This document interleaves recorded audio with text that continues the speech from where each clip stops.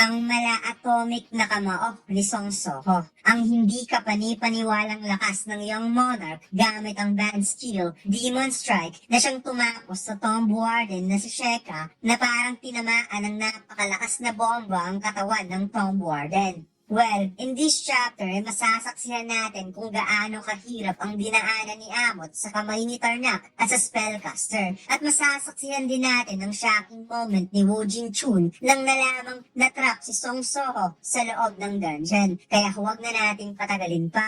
Let's go! And please like and subscribe sa ating YouTube channel mga lods at mag-follow sa ating Facebook page. Salamat! Nagsimula ang chapter na ito kung saan nagkaroon ng kaunting flashback na gumawa ng testing ang ating bida kung kaya bang makapasok ni Amot sa gate ng Shadow Dungeon. Subalit na figure out nga niya na muling lilitaw ang chain para pigilan si Amot. Kaya parang nainis tuloy ang reptile dahil ano daw ang akala ni Soho, makakapasok siya sa gate habang daladala ang chain. Tugon ng ating bida, nakakainis nga naman talaga ang kadenang yan. Well, inaasahan naman talaga nilang muling lilitaw ang kadena. Gusto lang nilang i-confirm. Sinabi ng ating bida na mayroon silang dalawang initial task upang makumpleto ang kanilang plano. Una, siya at si Lady Ethel ay kailangang talunin ng boss sa tuwasakin ng dungeon. Pangalawa naman ay ang wasakin ng foundation ng chain upang mawalan ng function pagkatapos papasok silang lahat sa Shadow Dungeon Gate para makatakas sa lugar na ito.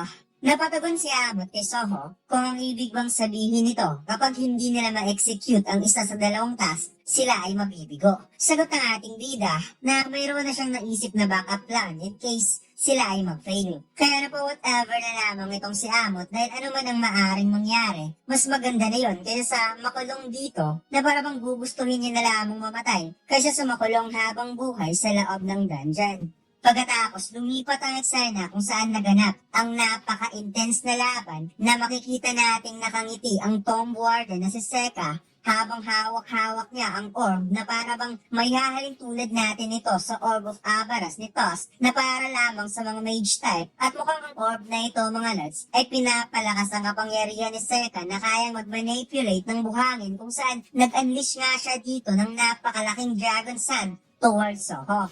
Subalit, hindi nagpatinag ang ating bida na makikita nating habang hawak-hawak ni Soho ang kasaka dagger, mabilis itong umatake na para bang magsasagawa ito ng malakidlat na atake kung saan kaagad itong nag-unleash ng napakaraming slashes gamit ang kasaka dagger at sa isang iglap lang, instantly erase ang Dragon Sun na ginawa ni Seka. Subalit napansin ni Soho na pagkatapos niyang umatake, biglang bumagal ang kanyang galaw at pumulupot sa buong katawan niya ang buhangin to the point na hindi na talaga nakagalaw ang ating bida.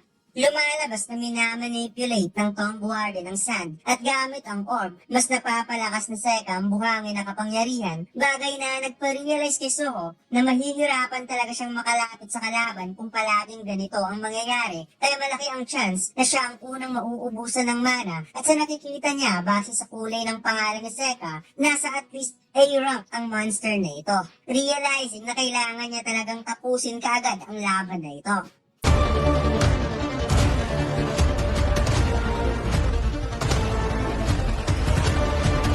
Subukan niyo maglaro ng One Online Single 4 Episode 7. Ang download link ay nasa baba. Maraming salamat mga Lods.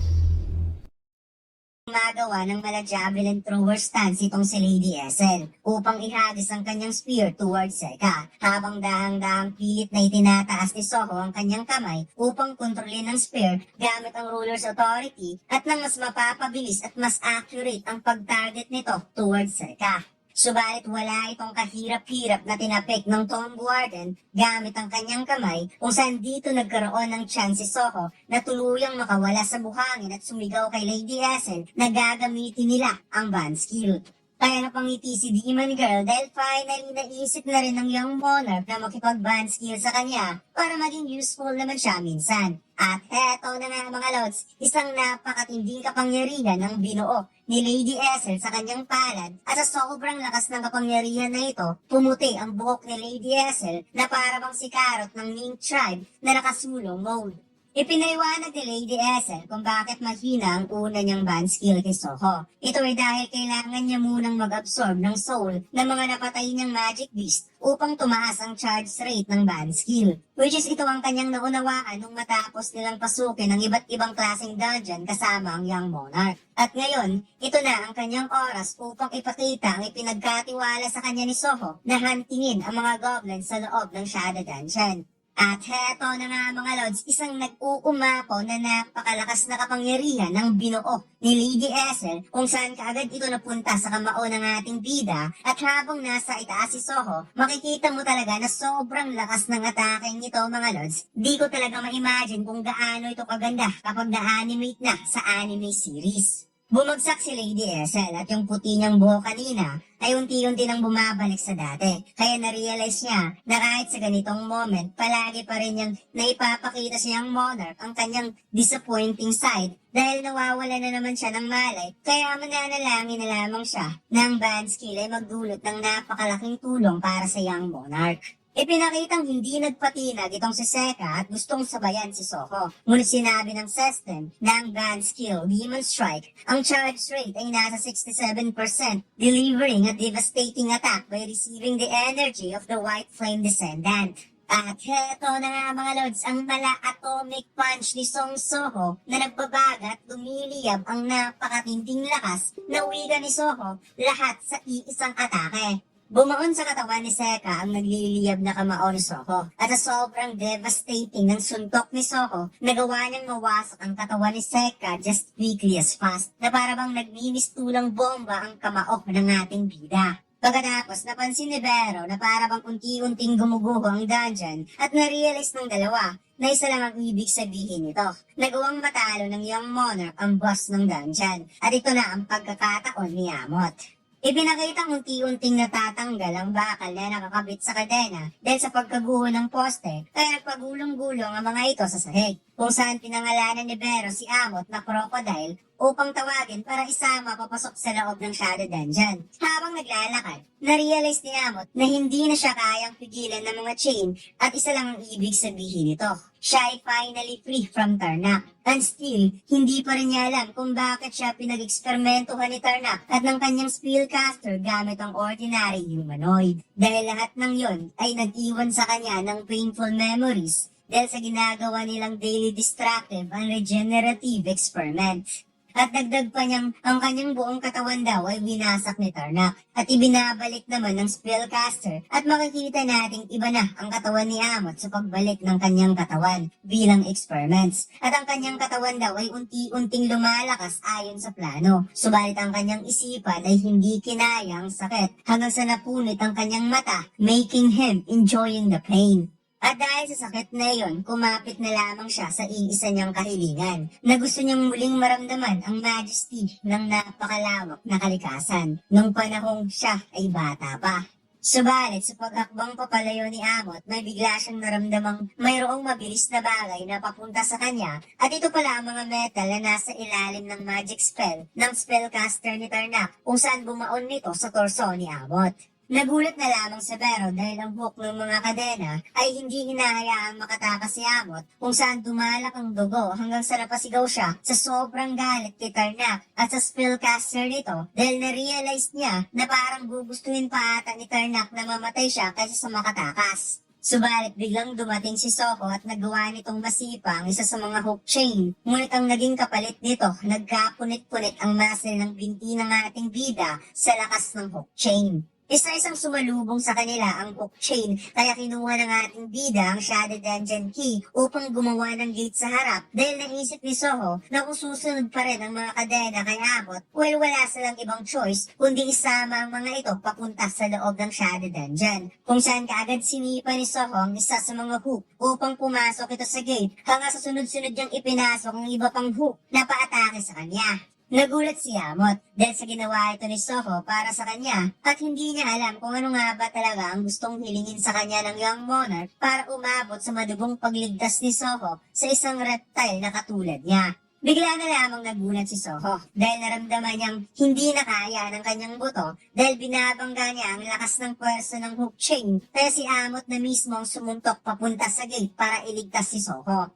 Nagulat si Soho sa ginawang pagligtas ni Amot at sinabi ng reptile na ngayon ay nakita niya na kung bakit natalo si Tarnak o ang lahat ng monarch ay hindi talaga kayang talunin ng nag-iisang shadow monarch. At tinanong si Soho na di ba ang kailangan lang niyang gawin ay ipasok lang niya ang mga hook na ito sa loob ng gate. Kaya inaya niya ang ating bida na sasamahan niya ito sa lahat ng struggle hanggang sa uli. At dito'y kinilala niya si Soho bilang ang young monarch na makikita nating napakarami pang hook ang dapat nilang ipasok sa gate. Pagkatapos, lumipat ang eksena kay Lady Ethel na kakagising lamang. Nakita niya si Bero at bigla niyang naalala na ipinasok siya ng young monarch sa loob ng Shadow Dungeon matapos maubos ang kanyang energy. Kaya tinanong niya si Bero kung ano ang nangyari kay young monarch at kay Amot. Na siyang sinabihan naman ni Bero na huwag mag-ingay itong si Lady Ethel dahil nagpapahinga ang dalawa. Kaya sobrang saya ni Lady Ethel nang makita si Soho na nakatulog habang nasa tabi ni Amot. At nag-notice ang system na si Amot ay recruited na bilang descendant ng Monarch of the Iron Body. At ang urgent quest ay kumpleto na at nakatanggap ang ating bida ng reward at isang level up.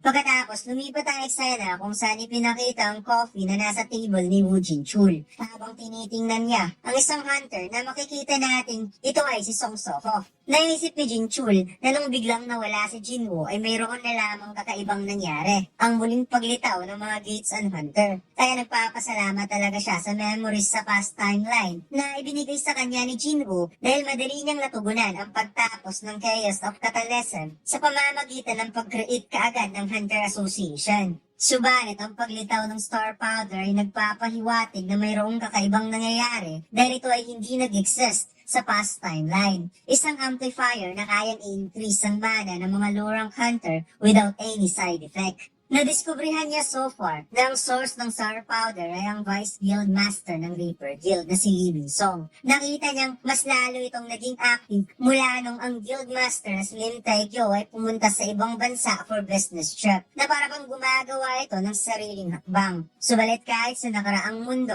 alam niya na walang kalibre itong si Lee Min-song kaya nararamdaman niyang mayroon itong mastermind sa likod ng star powder. Biglang nag-ring ang cellphone ng chairman at nakilala niya na ang president ng Ajin Guild ang tumawag sa kanya. Tinanong niya kung ano ang problema. Humingi ng sorry si Jinwoo dahil tumawag siya direkta kay Jin-chul na tugon naman ng chairman, wala naman daw itong problema dahil pwede itong tumawag sa kanya anytime. Dahil tinulungan siya nito nung kakasimula pa lang niyang bumuo ng Hunter Association. Sinabi ni Jinwoo na tumawag siya dahil kailangan niya ang tulong ng Hunter Association. Kaya parang nagulat itong si Jin-chul kung bakit nangangailangan ng tulong ng isang presidente ng kumpanya. Tugon ni Jinwoo na ang kanyang pamangkin daw, ang kanyang pamangkin na kaka-awaken lang bilang hunter ay natrap sa loob ng gate. At lumuluha nga itong si Jinwoo mga lods na tumatawag kay Jin-chul.